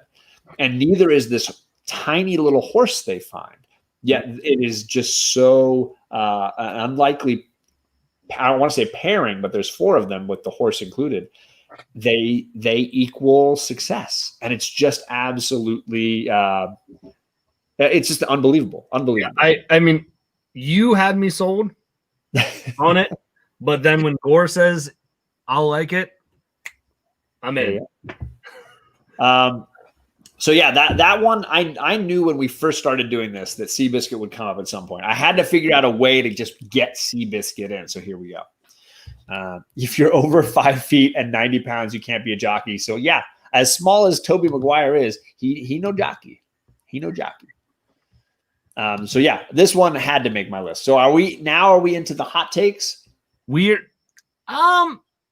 Let's find out. Yeah, they're sentimental. Are they hot takes? Yeah, they're hot takes. I was trying to remember both our picks. So here we have both of us chose 2 movies to be sentimental. Is it a sports? And if Dodgeball didn't come up, I would have definitely picked it. But I'm glad you picked it. Yeah, I mean, if you can dodge a wrench, you can dodge a ball. Again, the casting, the your Vaughn and Stiller, your 2 main leads obviously crush it, but I think the secondary characters highlight and really do a great job, right? You've got who put Justin, who's the goofy scrawny boy. You've got Alan Tudyk from from Doom Patrol, from Night Tale, Firefall, yeah, like you said, everything. So good. It just is a really fun movie that it knows what it's trying to be. Yeah.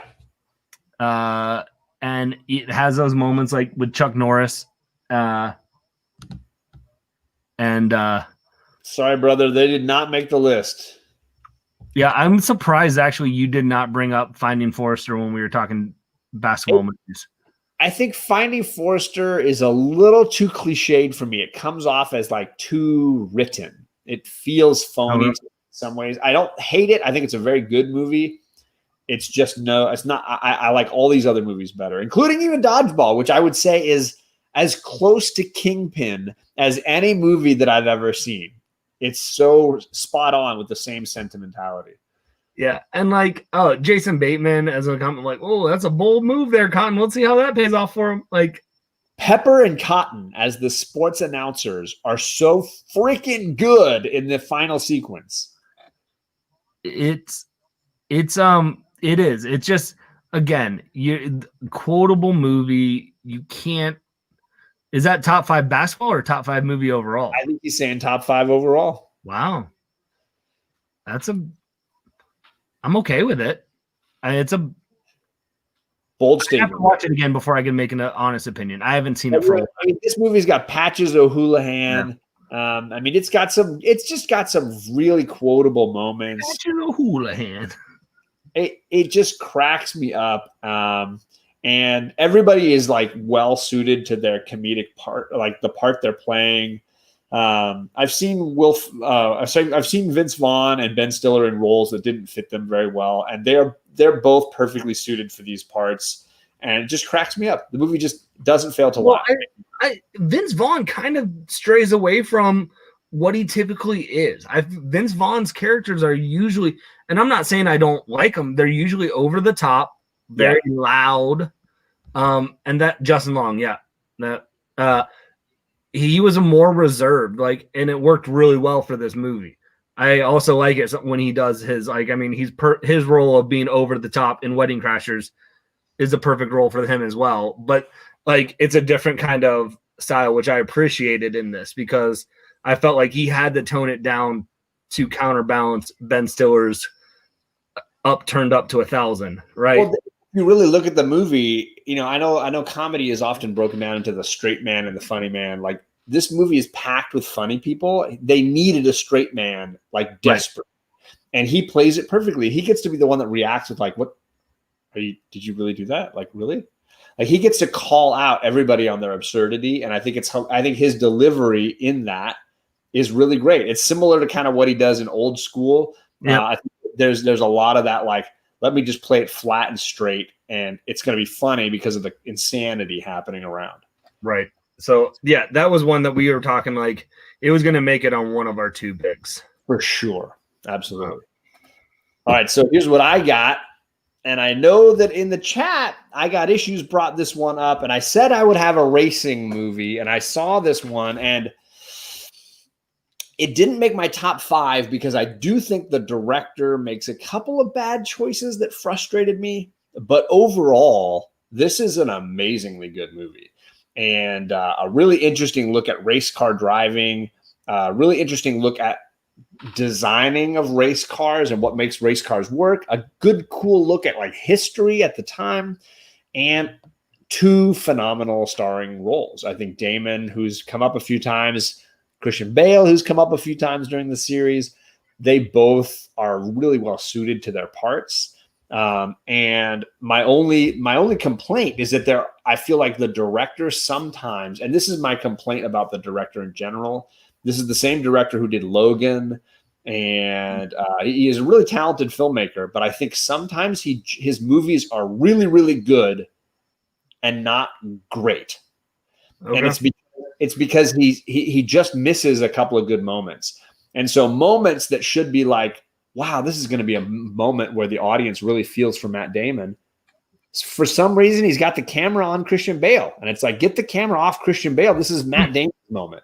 And there's several moments like that when it's these 2 characters share the story, and it's a matter of balancing it kind of right for me. And so for me, I think that it's nearly great. It's just really, really good.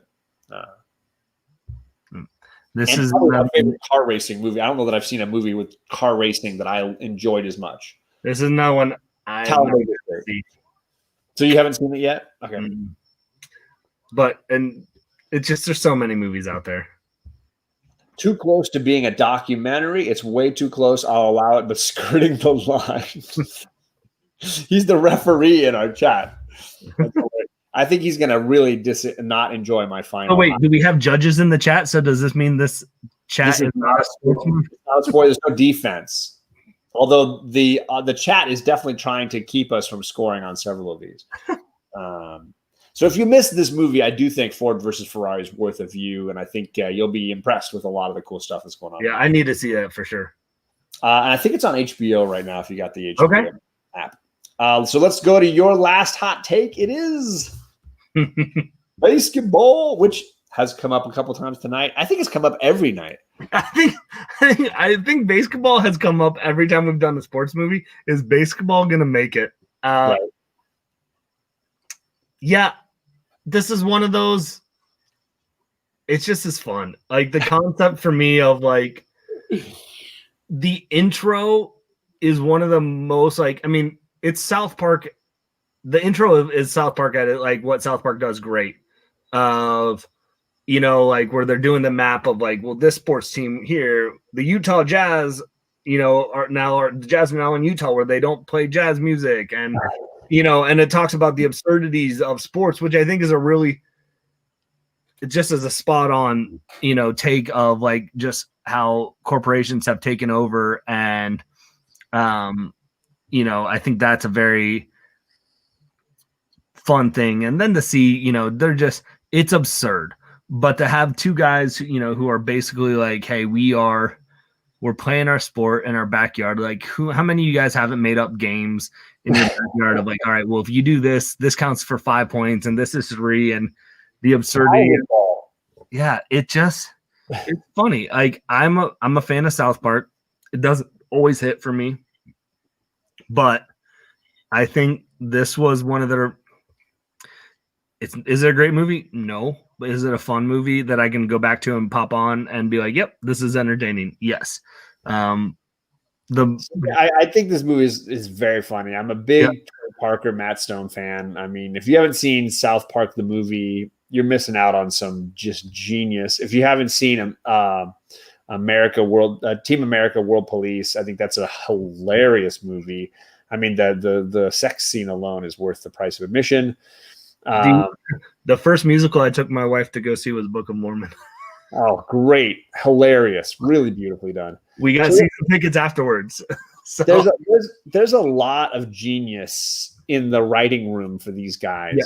And so I totally get the inclusion of this movie. Yeah. It wouldn't make the cut for me, but I'm glad you mentioned it because it's definitely worthy of inclusion in a discussion of good sports movies. Yeah. I mean, if you want to throw in a movie, like how can you put this movie in and not this one? Am I going to die on this hill? No. But I'm not going to die on my next one either. So I think you are going to die on this. Oh, so what was your movie that I was saying we need to compare this to? The chat has been debating is Rounders a sports movie because of it's about card playing. Right. You came in with what I would consider the hottest take of the night of okay. Chat, get ready. The 16 of you that are watching right now and anybody watching on the replay, get ready for, apparently, according to Greg, hottest take of the night. Is this a sports movie? I picked Ace Ventura Pet Detective. Laces in or laces out, biatch? Yes, I picked Ace Ventura as my is it a sports movie pick. This movie is hilarious. And Dan Marino and the freaking dolphin and laces in and laces out. Finkel is Einhorn all day. This movie is hilarious. And is it a sports movie? I mean, I would feel like this has more sports than Rounders. But hey, you in the chat need to decide at some point which of us had the bigger hot take, Ace Ventura or Rounders. Rod says he's busy with his mother-in-law, but wanted to say, yo, Rod, we love you, man. And I just, it's 1 a.m. for you, man. 1 a.m. and for Greg. But like for 1 a.m. for you. So thank you, brother. Much appreciated. In Rod, we do trust. Next topic should be satirical films with the Book of Mormon. Just sad. All your education and you pick of this. Clearly, Coach Vic not having it. So this is the first time Coach Vic and I have parted ways. I remember you went to film school. Yeah, right. I love this movie. I know that sports is the background piece. It is not a horrible movie, Todd. It holds up. I think it's really funny. The sports element is pivotal. Obviously, the kidnapping of the dolphin, and then later Dan Marino, the failure of Finkel and Einhorn. I just think it's a wonderfully hot take. Is it a sport movie? So for me, it fits beautifully. And clearly, Kachung on my side for the favorite, not on my side for it's just not a sports movie. I Collect is on your side though. I'd have to say more sports in Ace Ventura. Okay, so we're talking about Ace Ventura versus Rounders. Which one is more? If you had to pick one, which one is a sports movie?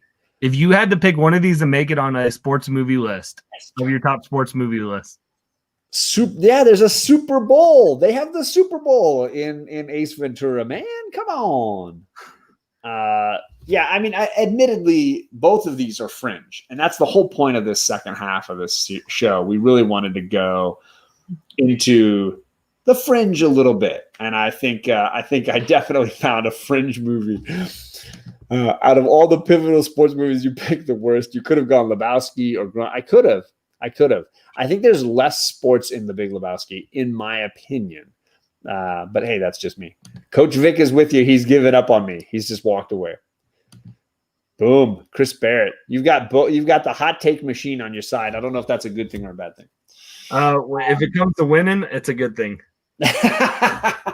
Because this is all about competition in sports, right? Like this is like when White Whale beat me in Comic when he had to bust out Marvel and DC books to beat me. Like it hurt him inside the. Man, Bobby Fischer. We did talk about Bobby Fischer a lot with the Lawrence Fishburne. 4 episodes ago, because it's a great movie and we were both our chess nerds. And I will say that too. Some of my picks, I probably maybe pulled others just so I could talk about them more, which probably was where Coach Carter felt a little bit for me. We talked about Coach Carter a lot more with Samuel L. Jackson, so I wanted to have a little bit more chance to talk about others. Got any more of that gum, Ace? All righty then. I think we've reached the end of our show tonight. It has been a whole lot of fun, a whole lot of she's and yees. So this has been the 3 shows. Bearded Comic Bro, his channel is linked down below. He's been the guy making these amazing slideshows because I'm way too lazy and I have not been very helpful. However, our plan is eventually, a couple of weeks from now, some point, we want to have a wild live stream. 2 or 3 of you from the chat joining us.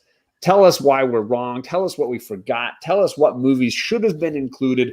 We want to go beyond the 2 of us yapping our flaps for a little while and bring in a couple of you all to tell us your thoughts. And we will just sit back and take on an earful.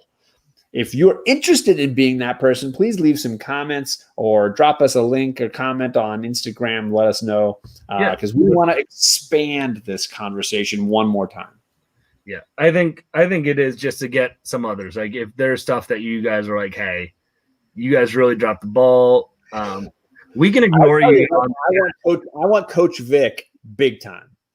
Yeah. And I think it'd just be fun. Like, we've had some people say, hey, I want to hop on the show. And this is our chance to just kind of say, let's have that dialogue. I think it'll be fun. And give it just because there's so many that we've missed. As obviously we've seen in the chat to have some people talk about. We'll give one last hurrah for sports movies. And then we're going to move off sports movies. And I think we're going to keep the fun train rolling. But we've got some topics that I think are going to be interesting for sure. For sure. And it's not an every Saturday show. This is a show when we've got something we've got put together that we're ready to chat about, then we will definitely make that happen. Coach Vic is in, so we've locked in at least one of our guests, make sure that we have time to fit in Coach Vic's schedule because I would love to hear from the chat on this. We went all over the map, talked a ton of sports. Maybe we got a few right, maybe we got a few wrong, but the chat will set us straight next time we talk about this. Absolutely. Like I said, Bearded Comic Bro, his link is down below. You just passed 300 subscribers. Yeah, so it was a big week. So I think last time we were pushing me to get to 300.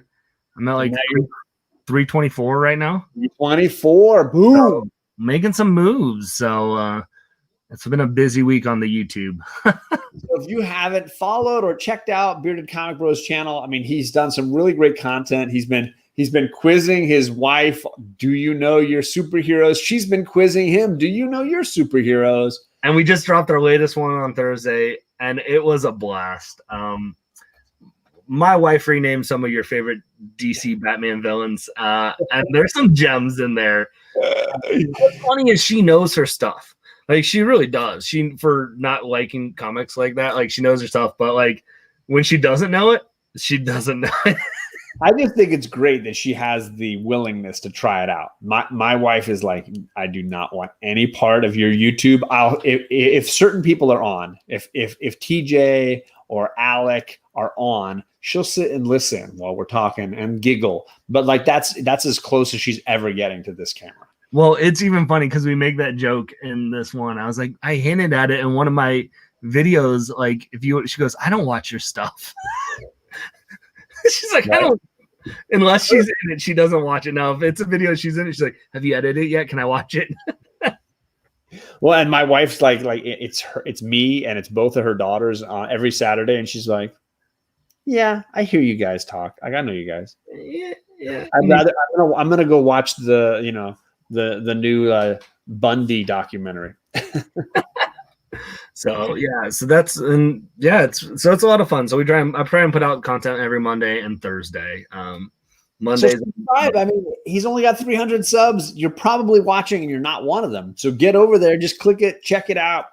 He is definitely doing quality stuff way better than my channel.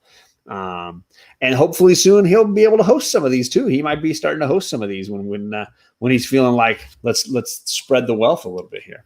Yeah, I figure if once we boost it a little bit, you've got people that watch your show, so we might as well just keep it on there until.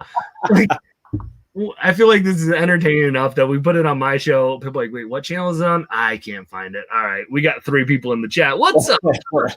There's my wife hopping in real quick to make me feel happy. Hey, that's important. Half the time I got my daughters in my own chat. So there you go. 2 of my viewers right there. Right. So definitely leave us some comments and let us know if you'd be wanting to join us. And hopefully in a couple of weeks, we'll have another sports round before we start whatever we're doing next for drinks and movies. I'm going to be on Whitewell Comics tomorrow for a little D&D.